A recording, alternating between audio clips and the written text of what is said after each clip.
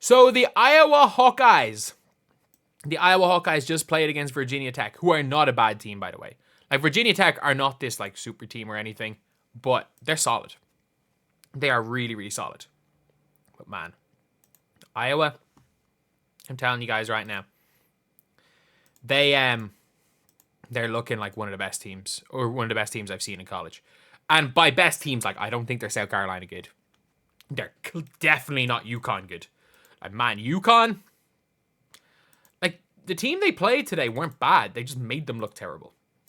Like, UConn are just another level, but Iowa should be ranked. There's no question about it. No ifs, ands, or buts about it. I don't understand how they weren't ranked, but there's, like, you cannot even make the argument anymore that Iowa should not be ranked. They have been that good. Like, Iowa have been so solid as a team. And it was, like, they went way up ahead against Virginia Tech. And then Virginia Tech brought it back. And then it was just like, we're just going to turn it on at Beaches. And, like, that's a sign of a good team. They can just seemingly turn it on. And you look at this team, Addie O'Grady, 9 of 9 in the field. Yeah, Hannah Stuelke shot poorly. Lucy Olsen shot okay. Again, the problem is like, they shot badly from 3 and still put up 71 points. But, like, Lucy Olsen is still, she's not a good 3-point shooter. Like, obviously, Furbich came back. Like, she was back to reality after being unconsciously hot in the last game. A Fulter didn't really play much, but still had 3 points. But, like, when Sydney Fulter comes back, like, she was a starter on the team all the time last year. She was good. But, like, Lucy Olsen still put up 20. She still gave you 20. O'Grady gave you 16. Stuelke gave 16 as well. And I would be shocked if they're not ranked in the next poll. And I said it even at the time, and I'm like, they're not, like, top of the top, but they're still really good.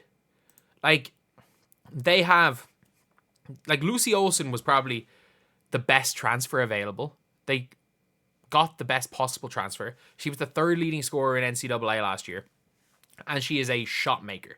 She can create her own shot with the best of them, and she can also, like, shoot the mid. She's a good passer. Like, 6 rebounds, 4 assists for her. I mean, it was 1-to-1 assist turnover ratio, but at the end of the day, not the end of the world. And this is still, like, with a Fulter out. Because Virginia Tech are not bad. And I mean that. Like, they are, it's not like playing a superstar team, but they're not bad at all. Like, they won their first game by 42. Again, UNCW, I'm guessing, sucked. But, like, they put up 100 and won by nearly 50. So, you're looking at that. And then you've got Iowa, who, man, it was comfortable. And I mean that. Like, that was a comfortable win. And I will say, Virginia, there was a stage in that game where I think it went from, like, they were up 60 to 33, 43. And then I literally recorded a video, and like 10 minutes later, I look and it's 60-45. Both teams were just shooting bricks for a while. What did they shoot from 3? 20%. Like, there were a lot of brick shot in this game from both teams. But still, Iowa were good. Like, there was such a massive overreaction to losing their seniors. But I'm like, I hate to say this. Kate Martin is a player. Like, she's a good role player. You can survive if Kate Martin's not playing. Obviously, losing Caitlin Clark is like taking the engine out of a car. But, like, losing, like, Gabby Marshall is not, if you put Gabby Marshall and Kate Martin on this team, they would just be players. They would just be players. And that's fine. It's fine to be a glue guy. It's fine to be a player.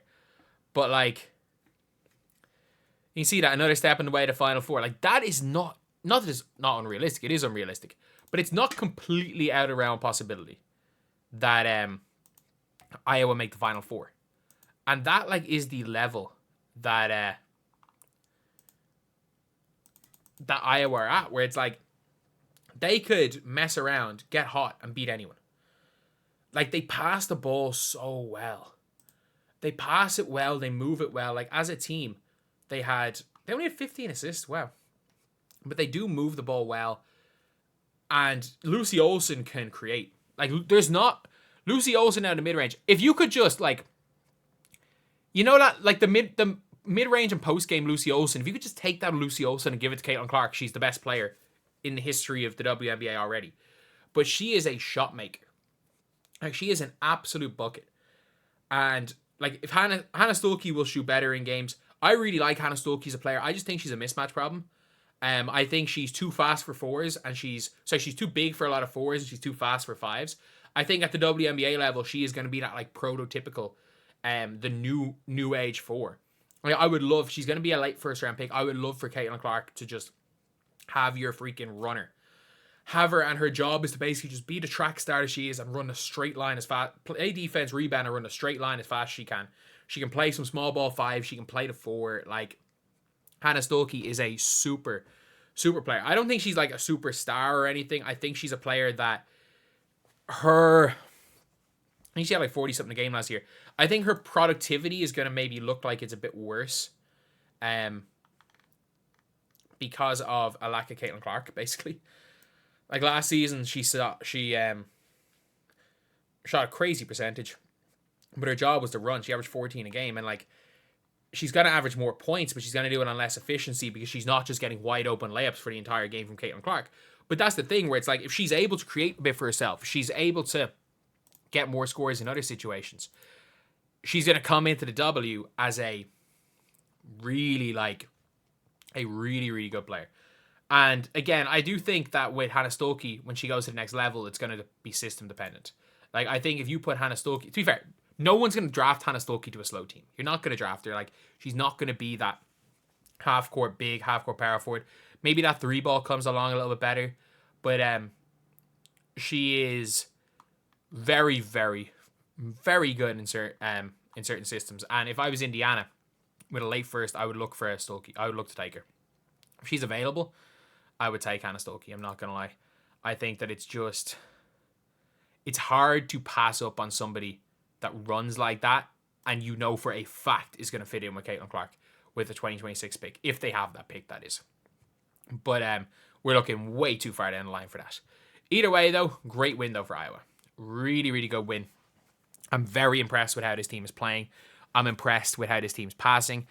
I don't think their defense was anything spectacular today. I think Virginia Tech just missed open shots. But offensively, if it starts to click, they're going to be a super good team. And they're going to be ranked sooner rather than later, let's be real. So yeah, that is the video. Thank you guys for watching. Please like, comment, and subscribe.